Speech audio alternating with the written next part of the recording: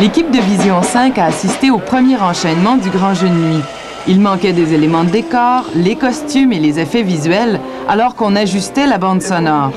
Mais l'équipe sait qu'elle sera prête à temps.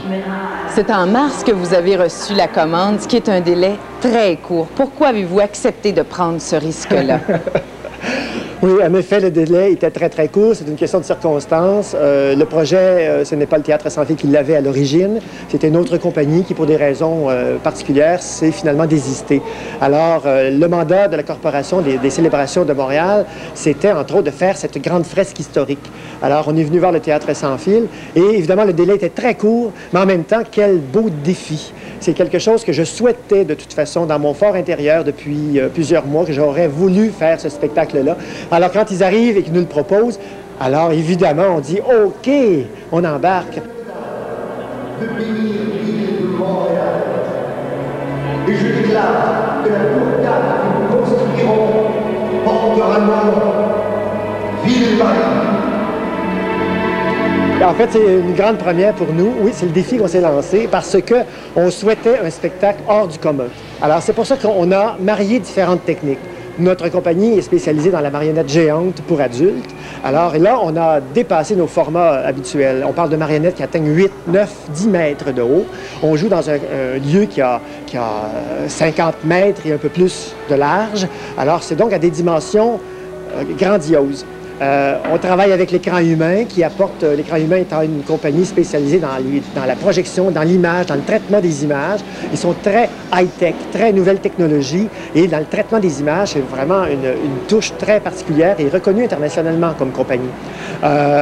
Ensuite de ça, évidemment, Michel Demers, qui est le concepteur visuel avec qui j'ai travaillé depuis des années, là, s'est surpassé pour nous faire ces personnages géants et ces décors qui bougent constamment parce qu'on n'est pas dans un lieu fixe, dans le sens que ce n'est pas un théâtre fermé. Alors, on a donc nos décors se déplacent devant les spectateurs. Dans les plaines d'Abraham, on a l'affrontement des Anglais et des Français.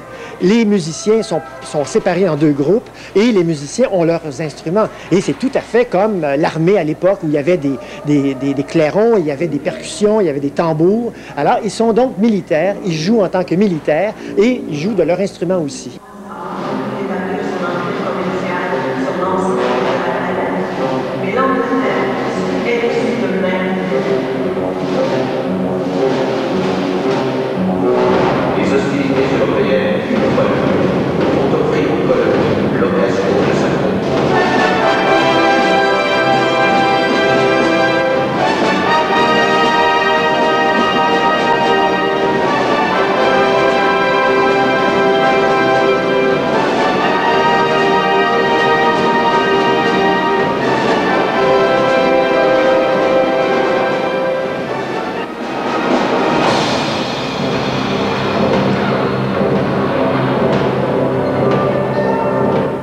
Le Grand Jeu de nuit comprend 22 tableaux pour illustrer 3 époques, le régime français, le régime anglais et l'époque moderne.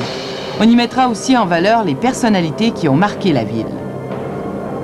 C'est très accessible parce que, de toute façon, notre premier langage est un langage visuel.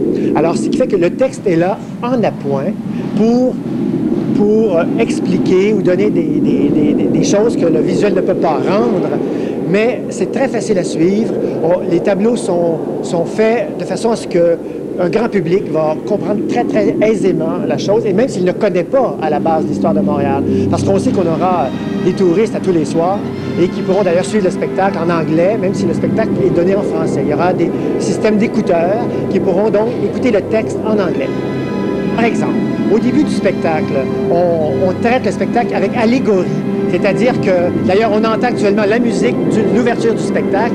Alors, on a des immenses voiliers qui arrivent et qui représentent les grandes personnalités, les grands pays qui ont traversé l'océan. Et qui, alors, on parle des Vikings au début, on parle des Espagnols, on parle évidemment des Français. Et alors, on parle donc de ces grands découvreurs qui ont traversé les mers et les océans pour découvrir des nouvelles terres. Alors, c'est un côté très grandiose dans un lieu qui est la place d'Armes, qui est immense. Alors, il fallait donner cette touche de magique et de supranaturel.